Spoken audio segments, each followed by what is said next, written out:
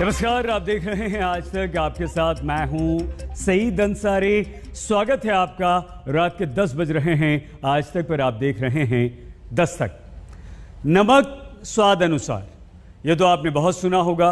लोग अपने अपने हिसाब से अपने अपने खाने में नमक का इस्तेमाल करते हैं, लेकिन राजनीति में किसान नमक की तरह इस्तेमाल होता है। जरूरत के हिसाब से राजनीतिक दल उसका इस्तेमाल अपने हित के लिए हिसाब से कर लिया करते हैं। लखीमपुर खीरी का ही आप उदाहरण ले लीजिए, जहां पहुंचने के लिए विपक्षी दलों में आज होड़ मच गई। मुश्किल में फंसी जनता का हाल जानना हर राजनीतिक दल का कर्तव्य और अधिकार दोनों है, लेकिन देश की जनता को कब कितना भाव दिया जाएगा, यह सिर्फ और सिर्फ चुनाव पर निर्भर होता है। उत्तर प्रदेश में चुनाव हैं तो सभी राजनीतिक दलों को अब किसानों की चिंता है। छत्तीसगढ़ के मुख्यमंत्री भी लखीमपुर खीरी में आने को तैयार हो गए हैं, लेकिन खुद उनके राज्य छत्तीसगढ़ में ही पिछले 5 महीनों से आदिवासी किसान आंदोलन कर रहे हैं। उनकी सुध लेने का न तो मुख्यमंत्री साहब को समय मिला और न ही मुख्यमंत्री की पार्टी कांग्रेस ने और कांग्रेस के नेतृत्व ने किसानों के लिए आवाज उठाई। किसानों पर हो रही इसी स्वादानुसार राजनीति पर आज आपको देनी है दस्तक।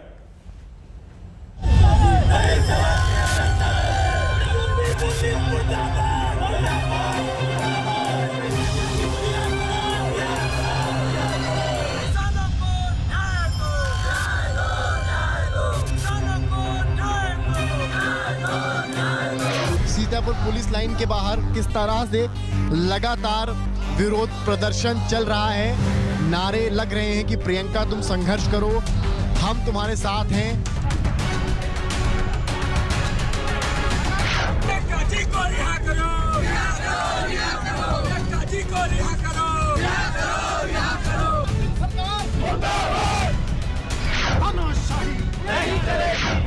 देख सकते हैं कि प्रदर्शन के दौरान ये पुलिस की गाड़ी फूंक दी गई है। आपको तस्वीरों में दिखाऊंगा मैं कि किस तरीके से ये समाजवादी पार्टी कार्यालय के बाहर जो थाना मौजूद है।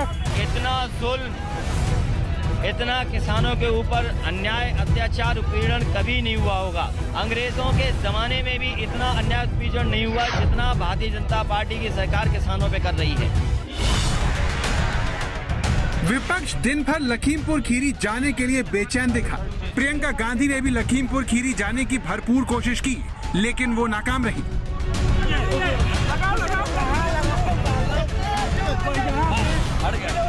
धाराएं सब पे लगेंगी और नाम से लगेंगी, समझे? नाम से लगेंगी। मैम इधर जाना। मैम कुछ नहीं, मैं इम्पोर्टेंट नहीं हूँ। हम कर रहे हैं। मैं उन लोगों से इम्पोर्टेंट नहीं हूँ जिनको तुम लोगों ने मारा है, गाड़ी के नीचे कुचला है। मैं उससे बड़ी नहीं हूँ। लेकिन जिन प्रियंका गांधी ने अपनी हिरासत का झाड़ू लगाकर विरोध किया, जिन प्रियंका गांधी के समर्थन में कांग्रेस कार्यकर्ताओं ने मुस्कुराते हुए झाड़ू लगाए,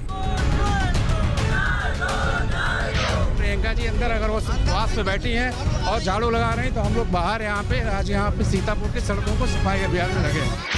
वो प्रियंका और कांग्रेस पार्टी अपने ही राज्य सरकार के राज में 5 महीने से आंदोलन कर रहे किसानों से दूर क्यों है? ये वही स्पेशल विमान है जिससे छत्तीसगढ़ के मुख्यमंत्री भूपेश बघेल रायपुर से लखीमपुर खीरी जाने वाले थे, लेकिन यूपी सरकार के इनकार से विफल गए। सवाल ये कि जो भूपेश बघेल रायपुर से 900 किलोमीटर दूर लखीमपुर खीरी जाने से रोके जाने पर निराशा जताते हैं, वो रायपुर से 250 किलोमीटर दूर अपने ही आदिवासियों से मुलाकात का वक्त क्यों नहीं निकाल पा रहे? उत्तर प्रदेश में नागरिक सुविधाएं हैं वो बर्खास्त कर दी गई है। क्या उत्तर प्रदेश में जाने के लिए वीजा और आपको पासपोर्ट लेने की आवश्यकता है? क्यों विपक्ष के नेताओं को, मंत्रियों को, मुख्यमंत्री को जाने से रोका जा रहा है? किसानों के समर्थन में कांग्रेस लखनऊ से चंडीगढ़ तक विरोध करती है।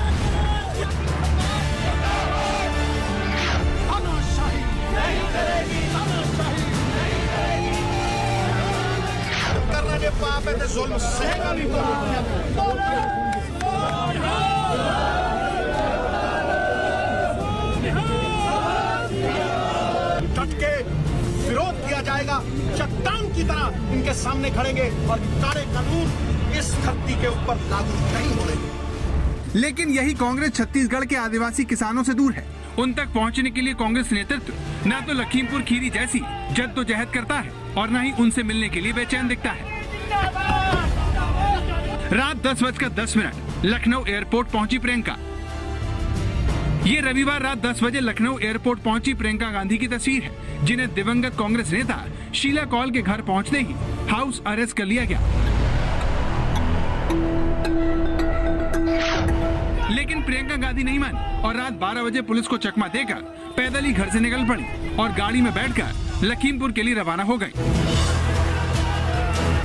प्रियंका गांधी के लखीमपुर खीरी रवाना होने की खबर से पुलिस के हाथ पांव फूल गए और उनकी तलाशी शुरू हो गई। रात 2:15 बजे के करीब वो पुलिस को छकाते हुए कच्चे रास्तों से होते हुए हर गांव पहुंच गई जो सीतापुर लखीमपुर के बॉर्डर पर है।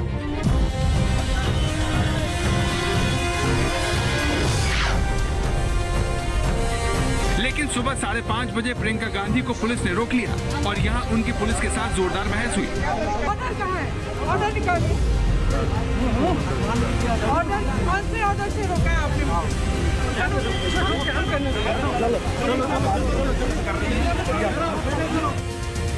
पुलिस प्रियंका गांधी को लेकर सीतापुर में पीएसी के 2nd बटालियन ले गई, जिसके बाहर कांग्रेस कार्यकर्ताओं ने जोरदार नारेबाजी की।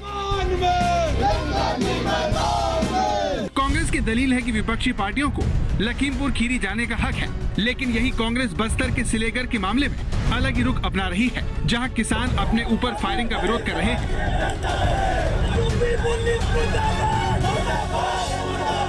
ये सारा मामला इस साल मई महीने का है, जब सुकमा और बीजापुर के सिलेगर में सीआरपीएफ कैंप बनाने का विरोध शुरू हुआ। शुरुआत में आदिवासी किसानों से कहा गया कि कोई कैंप नहीं बनाया जा रहा, लेकिन 12 मई को कैंप बन गया। इसके 2 दिन बाद आसपास के कुछ गांव के आदिवासी विरोध प्रदर्शन के लिए कैंप के पास सड़क पर बैठ गए।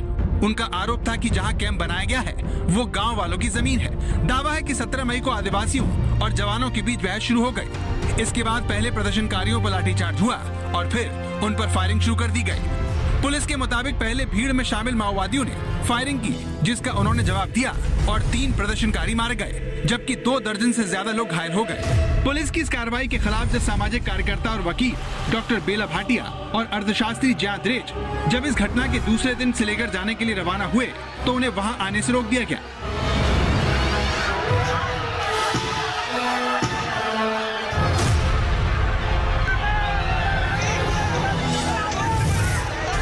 जब निर्दोष आदिवासी मारे जाते हैं उस समय सरकार की संवेदना कहाँ मर गई। न राहुल गांधी, न प्रियंका और न भूपेश बघेल उनको संवेदना व्यक्त करने नहीं गए, उन्हें मदद आर्थिक रूप से नहीं दिए। डबल स्टैंडर्ड जो चल रहा है छत्तीसगढ़ में और देश में, ये निश्चित रूप से उचित नहीं है। मुख्यमंत्री भूपेश बघेल खुद इस तरह की कार्रवाई के विरोध में रहते हैं, लेकिन उनके अपने ही राज्य में आदिवासी किसानों पर हुई कार्रवाई पर वो अब तक खामोश हैं। इसलिए मुख्यमंत्री बघेल जब लखीमपुर खीरी जाने के लिए बेताब दिखे तो सवाल उठे कि इतनी ही सक्रियता उन्होंने अपने ही राज्य के आदिवासी किसानों से मिलने में क्यों नहीं दिखाई। सवाल यह है कि अगर यूपी में विधानसभा चुनाव नहीं होता तो क्या विपक्ष के नेताओं में लखीमपुर खीरी पहुंचने की ऐसी ही होड़ देखने को मिलती? अगर ऐसा नहीं है तो फिर छत्तीसगढ़ में प्रदर्शन कर रहे आदिवासी किसानों से मुख्यमंत्री क्यों नहीं मिले? क्यों कांग्रेस नेतृत्व ने इस पर चुप्पी साध रखी है? जो विपक्ष के लोग हैं वो राजनीतिक अवसरवादी हैं और चुनाव सिर पे है, तो उसको देखते हुए एक पॉलिटिकल टूरिज्म चल रहा है। सवाल यह भी है कि क्या सभी दल विरोध के अपने हक का अपने निजी हितों के हिसाब से इस्तेमाल नहीं करते? क्योंकि जो बीजेपी सरकार लखीमपुर खीरी जाने से विपक्ष को रोकती है, जब उसके नेताओं के साथ पश्चिम बंगाल में ऐसा ही व्यवहार होता है तो वो आरोप लगाती है। सवाल यह है कि तनाव भरे माहौल में नेताओं का जाना कितना सही है? क्या इस संवेदनशील मामले में सभी दलों को एक राय नहीं बनानी चाहिए? क्योंकि चुनाव देखकर किसानों की अहमियत तय नहीं की जा सकती।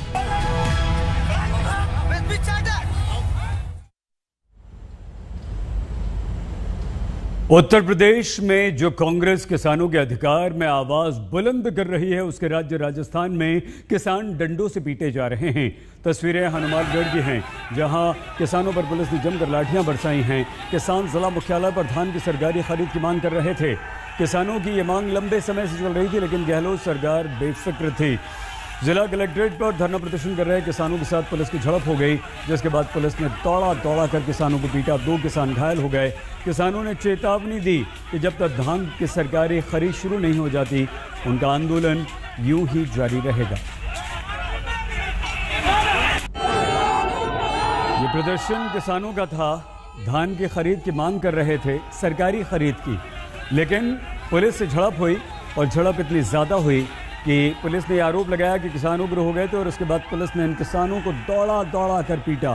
किसानों पर बुरी तरह से लाठियां बरसाई गई हैं, लेकिन किसान ये कह रहे हैं कि जब तक हमारी मांग पूरी नहीं होती तब तक हमारा ये आंदोलन यूं ही जारी रहेगा। लेकिन जैसे ही पुलिस किसानों को रोकने की कोशिश कर रही थी, किसान नहीं माने तो पुलिस ने लाठियां चलानी शुरू कर दी।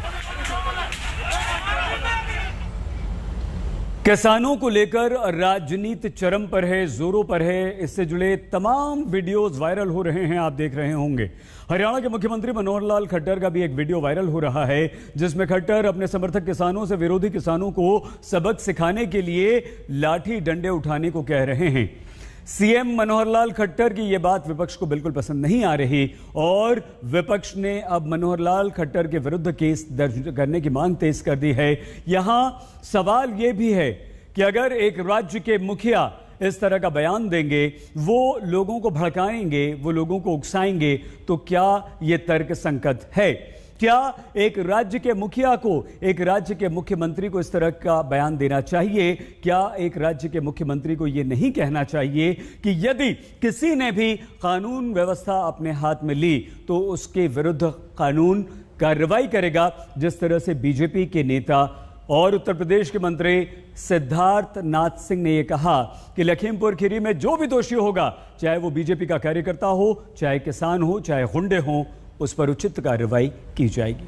तो किसानों पर जबरदस्त राजनीति चल रही है। सठे साठम समाचार है, क्या अर्थ होता है, कौन बताएगा? तो अंग्रेजी में बता दिया ना, हिंदी में बता। जैसे को तैसा, जैसे को तैसा, ठालो ठंडे हैं, ठीक है। प्रदर्शनकारी किसानों का खट्टर स्टाइल इलाज बताकर हरियाणा के मुख्यमंत्री एक बार फिर विवादों में हैं। बीजेपी किसान मोर्चा के नेताओं से मुलाकात के दौरान खट्टर ने विरोधी किसानों से पार पाने का ऐसा उपाय बताया कि वो कांग्रेस के निशाने पर आ गए। और दूसरी बात यह है, जब ठावांगे डंडे तो जमानत की परवाह मत करो। महीना 6 महीने 2 महीने रहे होगे ना, तो इतनी पढ़ाई इस मीटिंगों में नहीं होगी। अगर 2-4 महीने वहां रहे होगे तो बड़े लीडर अपने आप बन जाओगे। नहीं, 2-4 महीने में अपने आप बड़े नेता बन जाओगे, चिंता मत करो। ये इतिहास में नाम लिखा जाता है। इसमें एक ही बात ध्यान रखनी है, जोश के साथ क्या मुख्यमंत्री जैसे पद पर बैठकर इस तरह की बात करना खट्टर को शोभा नहीं देता। लेकिन वो यही नहीं रुकते और प्रदर्शनकारियों के खिलाफ लट उठाने वालों को जमानत की परवाह न करने की बात भी कहते हैं। नहीं, वो भी देख लेंगे। और दूसरी बात यह है, जब ठावांगे डंडे तो जमानत की परवाह मत करो। खट्टर के इस बयान को कांग्रेस ने बड़ा मुद्दा बना लिया है और पार्टी उनके खिलाफ केस दर्ज करने की मांग कर रही है। कांग्रेस ने रोहतक और अंबाला में खट्टर के खिलाफ प्रदर्शन भी किया। जो जिम्मेवारी पद पे बैठता, जिम्मेवार पद पे, वो ऐसी भाषा बोलते हैं तो स्वयं वो उकसा रहे हैं। उकसाने वाली भाषा नहीं बोलनी चाहिए, उनको तुरंत अपने शब्द वापस लेने चाहिए। मनोहर लाल खट्टर, अगर आप अपने जीवन में कभी कुदाल या फावड़ा उठाया होता तो आपको पता होता कि जिनसे आप लड़ रहे हैं वो इस देश के किसान हैं। अंतर गिरते हुआ जो आपका पतन हो रहा है वो इस चीज का परिचायक है कि आप डरे और दुबके बैठे हों। ऐसा पहली बार नहीं है जब बीजेपी की तरफ से प्रदर्शन कर रहे किसानों पर इस तरह का बयान आया हो। गृह राज्य मंत्री अजय मिश्र टेनी के किसानों के खिलाफ दिए गए बयान को लखीमपुर खीरी में हुए बवाल की वजह माना जा रहा है, जिसमें उन्होंने प्रदर्शनकारी किसानों को सुधर जाने की चेतावनी दी थी। मैं ऐसे लोगों को कहना चाहता हूँ कि सुधर जाओ, नहीं तो सामना करो आके, हम आपको सुधार देंगे। 2 मिनट लगेगा केवल। केंद्रीय मंत्री अजय मिश्र को 25 सितंबर को काले झंडे दिखाए गए थे। इससे खफा मिश्र ने जनसभा में कहकर प्रदर्शनकारियों को नाराज कर दिया था कि अगर वो कार से उतर जाते तो उन्हें भागने का रास्ता नहीं मिलता। इसके बाद विरोध की आग भीतर ही भीतर सुलगती रही और लखीमपुर खीरी हिंसा से झुलस गया। आज तक ब्यूरो।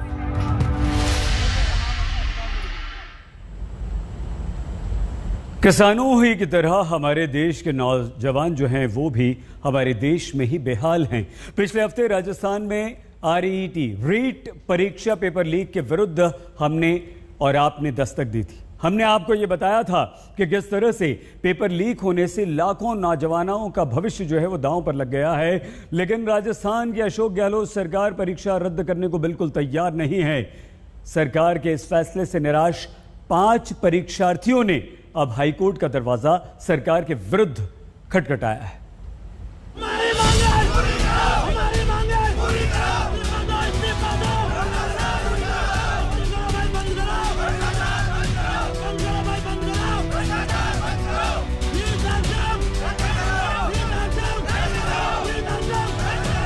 ये राजस्थान के उन 25 लाख बेरोजगारों में शामिल छात्र हैं जो सिस्टम की धोखेबाजी के खिलाफ सड़कों पर हैं।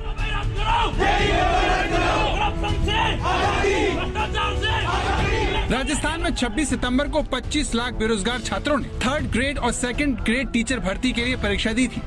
लेकिन सुबह 10 बजे परीक्षा शुरू होने से 1.5 घंटे पहले ही सवाई माधोपुर जिले की गंगापुर सिटी में हेड कांस्टेबल और कांस्टेबल के मोबाइल पर परीक्षा का पेपर और आंसर शीट मिलने से हड़कंप मच गया। परीक्षा के दिन राजस्थान में इंटरनेट सुबह 6 बजे से बंद था, लिहाजा माना गया कि रात में ही इन दोनों पुलिस वालों की पत्नियों तक पेपर पहुंच गया और लाखों नौजवान सड़क पर आ गए।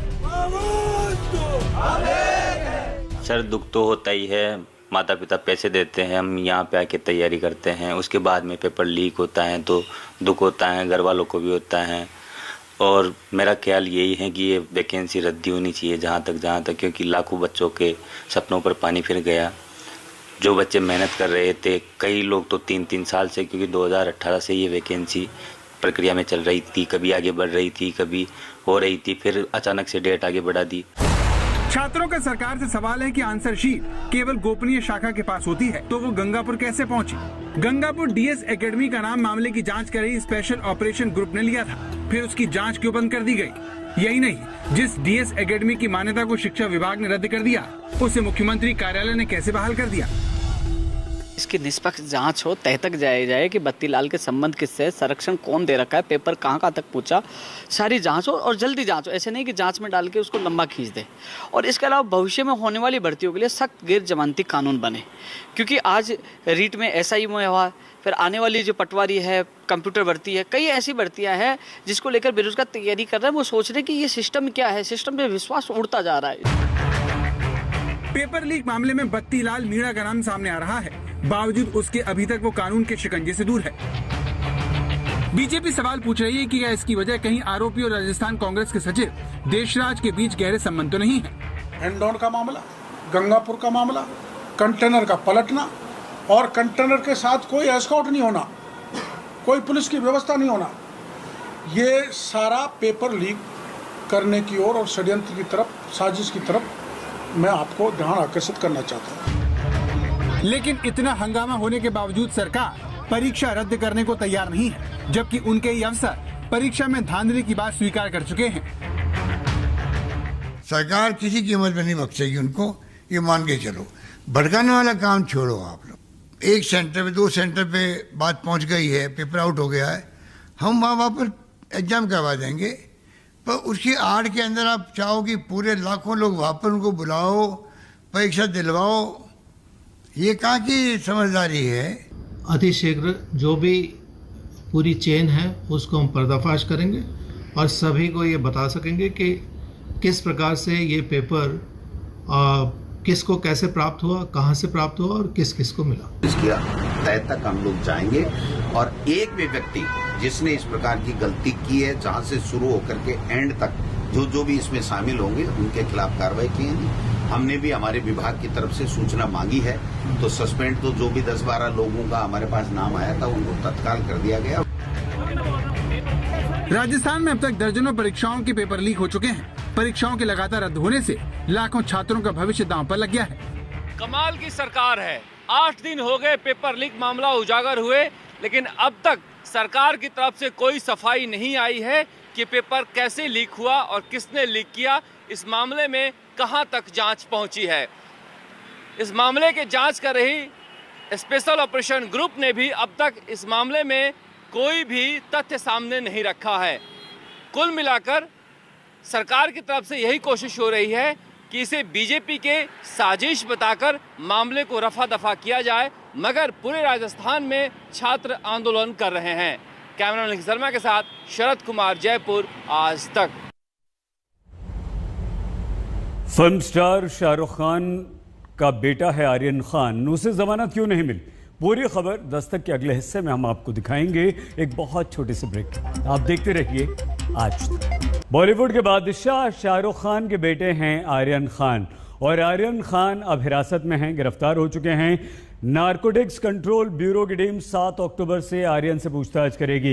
आर्यन के वकील ने अदालत में आर्यन की जमानत के लिए अर्जी लगाई थी, लेकिन अदालत ने आर्यन की जमानत अर्जी खारिज कर दी और क्रूज पर ड्रग पार्टी में पकड़े गए सभी 8 लोगों को 7 अक्टूबर तक एनसीबी की कस्टडी में दे दिया है।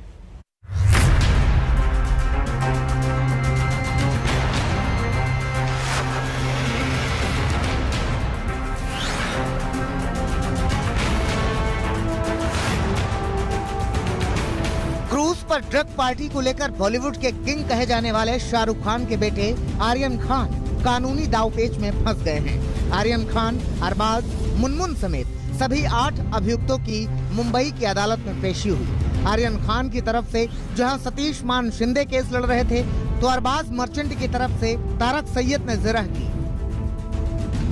एसएसडी अनिल सिंह ने बहस की शुरुआत करते हुए कहा कि ये केस 8C, 22D, 27, 28 और 29 के तहत दर्ज किया गया है। ड्रग्स के लिंक और नेटवर्क के खुलासे के लिए इनकी कस्टडी जरूरी है। अनिल सिंह ने अपनी बात आगे बढ़ाते हुए कहा कि इनके चैट्स में कई कोड नेम मिले हैं, इनके पास से ड्रग मिली है।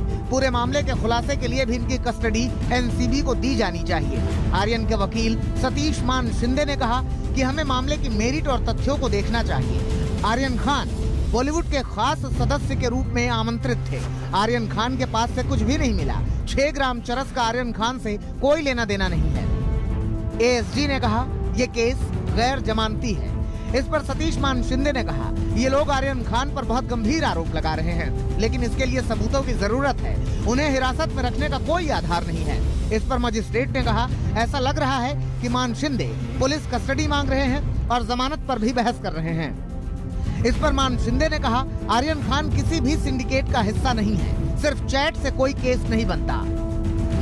क्रूज पर ड्रग पार्टी को लेकर पकड़े गए आर्यन खान और अरबाज मर्चेंट के वकीलों और एएसजी में लंबी बहस चली।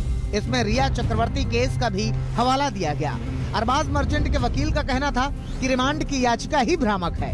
उन्होंने पंचनामा दिखाने की मांग उठाई ताकि पता चले कि एनसीबी ने क्या बरामद किया है। सतीश मान शिंदे ने जिरह के दौरान कहा अगर उन्होंने 5 ग्राम चरस और चैट पकड़ी है तो उन्हें कनेक्ट करने की जरूरत है। क्या वो 5 साल पहले के चैट को लेकर हिरासत की मांग कर रहे हैं? प्रोसिक्यूशन को व्हाट्सएप चैट्स इन्वेस्टिगेट करना है, तो इसीलिए उन्होंने कस्टडी मांगे। कोर्ट ने उनको 7 तारीख तक की कस्टडी दी है और उनको ऑर्गेनाइजर्स के साथ उनको कन्फ्रंट करना है, इसीलिए 7 दिन की कस्टडी दी है। सर आपने क्या ऑब्जेक्शन? नॉट 7 दिन, सॉरी 7 तक। कितने आपने क्या कह के आर्गुमेंट के विरोध में? हम लोग कह रहे थे कि हमारे पास से सिर्फ 5 ग्राम मिला है ऐसा एलिगेशन है और उनका चार्ज ही सिर्फ कंजम्पशन का है। 8C का प्रोहिबिशन कुछ है नहीं, तो इसके लिए हमारे को जेसी करा जाए। बचाव पक्ष के वकीलों का तर्क था कि अगर किसी की जेब से 5 ग्राम चरस बरामद होती है और वो उसे फेंक दे और उसके बारे में चैट करे, तो क्या इस आधार पर उसे गिरफ्तार किया जा सकता है? क्या एनसीबी इस बात के लिए किसी को गिरफ्तार कर सकती है कि वो भविष्य में कोई नशा करेगा? जबकि एनसीबी की तरफ से पेश हुए एएसजी ये दलील देते रहे कि सभी अभियुक्तों का कनेक्शन ड्रग के रैकेट से है। अगर इन्हें कस्टडी में लेकर पूछताछ नहीं की गई तो इस रैकेट का पता कैसे चलेगा? एनसीबी के बड़े अफसरों ने पहले ही ये बात साफ कर दी थी कि ये इन्वेस्टिगेशन दूर तक जाएगा और इसमें कई और बड़े नाम शामिल होंगे।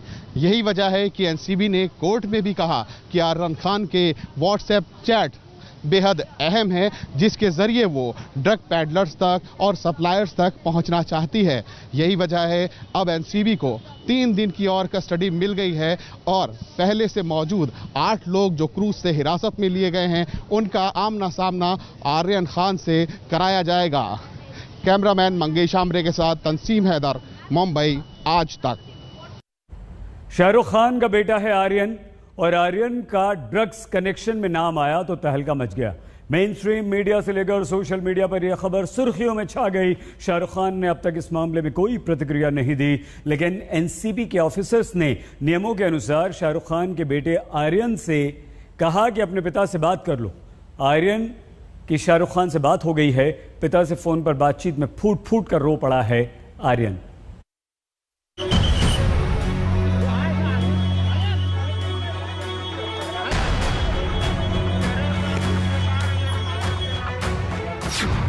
शाहरुख के बेटे का ड्रग कनेक्शन।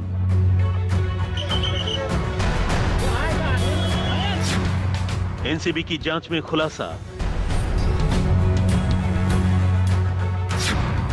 4 साल से ड्रग्स ले रहे थे आर्यन खान।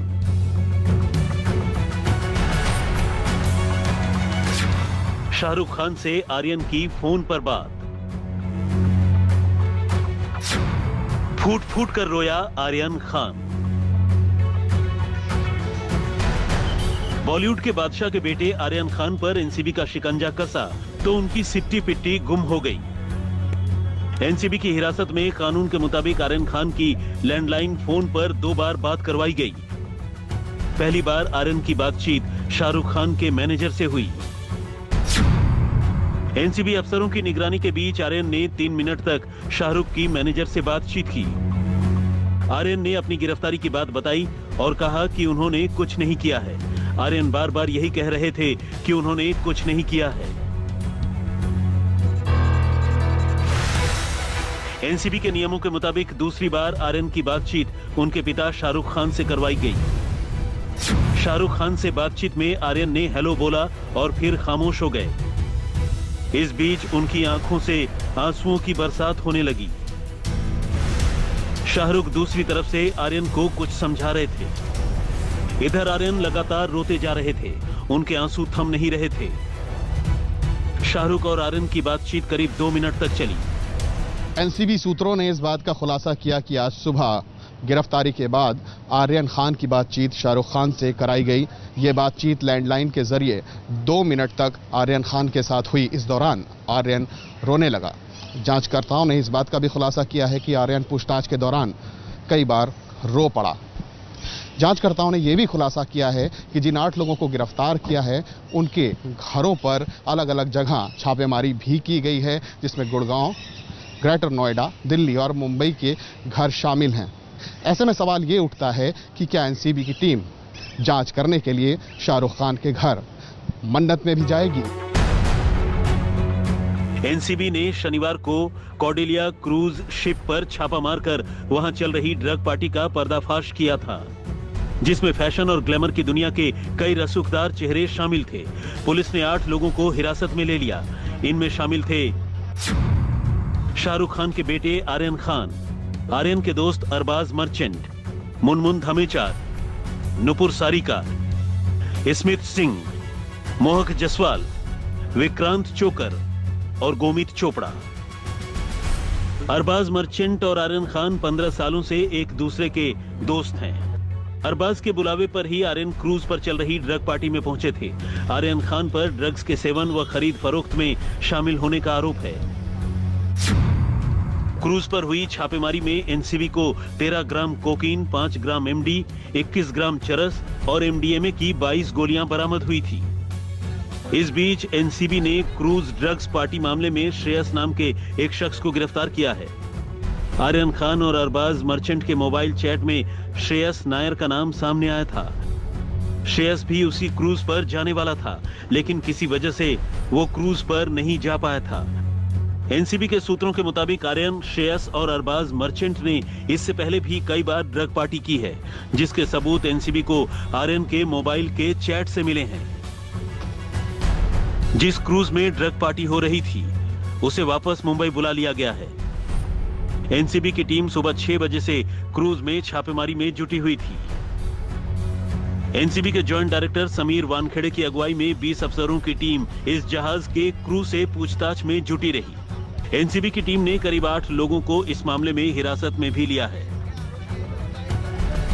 आप देख पा रहे हैं ये जो बस है, ये बस, इस बस में एनसीबी के ऑफिसर बैठे हुए हैं, जबकि जो समीर वानखेड़े हैं वो यहाँ पीछे की तरफ है और इस बस में कुछ लोगों को हिरासत में लेकर जाया जा रहा है। इसी बस में एनसीबी के जो ऑफिशियल हैं वो बैठे हुए हैं और साथ में नारकोटिक्स कंट्रोल ब्यूरो के मुंबई के जो जोनल डायरेक्टर हैं वो हैं।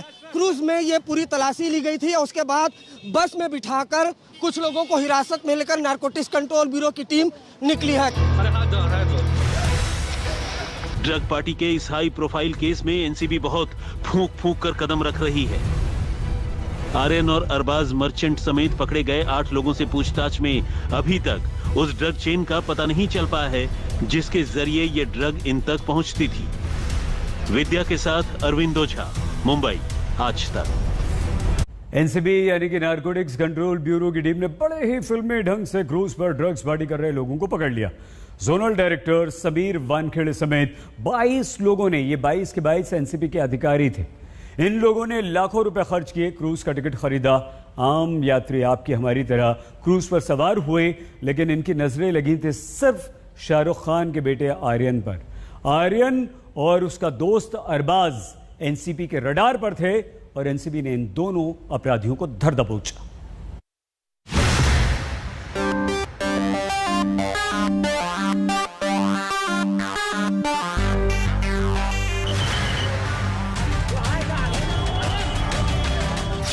मुंबई से गोवा के लिए निकली क्रूज पर समंदर के बीच पार्टी चल रही थी। सब अपनी मस्ती में थे और एनसीबी की टीम के 22 लोगों की आंखें बॉलीवुड के बादशाह शाहरुख खान के बेटे आर्यन खान पर टिकी थी, क्योंकि आर्यन खान के बारे में एनसीबी को टिप मिली थी। एनसीबी को इस बात की पक्की खबर थी कि आर्यन खान इस पार्टी में ड्रग्स लेने वाले हैं। सिर्फ आर्यन ही नहीं, क्रूज पर मौजूद 10 लोगों के बारे में भी पता था कि ये लोग ड्रग्स का सेवन करने वाले हैं। आर्यन के साथ उनके दोस्त अरबाज मर्चेंट पर भी एनसीबी ने नजर रखी थी।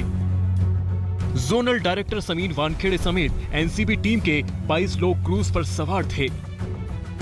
ये सभी लाखों का टिकट खरीदकर सामान्य मुसाफिर बनकर क्रूज में सफर कर रहे थे। एनसीबी की टीम के 2 लोग आर्यन और अरबाज के आसपास ही थे। एनसीबी की टीम ने पहले खुफिया कैमरे से ड्रग्स पार्टी का वीडियो बनाया, उसके बाद क्रूज पर छापे का ऐलान कर दिया। अफरा तफरी मच गई, क्रूज पर मौजूद लोग ड्रग्स छुपाने लग गए। आर्यन के दोस्त अरबाज मर्चेंट ने जूते के भीतर ड्रग्स छिपा ली थी, जिसे एनसीबी ने बरामद कर लिया। 2 लोगों ने ड्रग्स को फेंकने की भी कोशिश की, जिसे एनसीबी की टीम ने नाकाम कर दिया। आर्यन खान के नाम से क्रूज पर कोई खास कमरा बुक नहीं था। पार्टी के आयोजकों ने आर्यन और अरबाज को एक कॉम्प्लीमेंट्री रूम दे रखा था। दोनों जब कॉम्प्लीमेंट्री रूम में जाने लगे, तभी एनसीबी की टीम ने इन्हें रोका और तलाशी ली थी। एनसीबी टीम ने ड्रग्स के साथ शाहरुख के बेटे आर्यन समेत 8 लोगों को गिरफ्तार कर लिया। गिरफ्तार हुए सभी लोगों के मोबाइल अपने कब्जे में ले लिए। एनसीबी को आर्यन खान और अरबाज के मोबाइल चैट से कई बार ड्रग्स लेने के सबूत मिले हैं। आर्यन और अरबाज का ड्रग्स कनेक्शन कितना गहरा है, किससे इन्हें मिलती थी ड्रग्स, ऐसे कई सवालों के जवाब अब इनसे एनसीबी उगलवाएगी। तंसीम हैदर के साथ अरविंद ओझा, मुंबई, आज तक। दर्शक में आज के लिए बस इतना ही। आप प्लीज अपना बहुत ख्याल रखिएगा, देखते रहिए। बड़ी खबर आ रही है, आपको तकलीफ हो रही होगी। व्हाट्सएप, फेसबुक, इंस्टाग्राम अभी आप यूज नहीं कर पा रहे हैं पिछले 1.5 घंटे से। अब तीनों की तरफ से आधिकारिक बयान आ गए हैं और खेद जताया है। फेसबुक ने कहा है कि कुछ लोगों को फेसबुक इस्तेमाल करने में परेशानी हो रही है, हमारी टीम तकनीकी खामी को दूर करने में जुटी हुई है। इसके अलावा व्हाट्सएप कहता है कि व्हाट्सएप चैट में आ रही दिक्कत को दूर करने की हमारी कोशिश जारी है, धैर्य रखने के लिए धन्यवाद। और इंस्टाग्राम कहता है इंस्टाग्राम इस्तेमाल करने में थोड़ी दिक्कत हो रही है, हम दिक्कत दूर करने में जुटे हुए हैं। तो इन तीनों के बयान आ गए हैं और तीनों ने कहा है कि हम थोड़ी देर में परेशानी को दूर कर लेंगे। 1.5 घंटे से ज़्यादा का समय हो चुका है और आप इन तीनों प्लेटफॉर्म, सोशल प्लेटफॉर्म्स को, मीडिया प्लेटफॉर्म्स को इस्तेमाल नहीं कर पा रहे हैं। बहुत छोटा सा ब्रेक, आप देखते रहिए आज तक।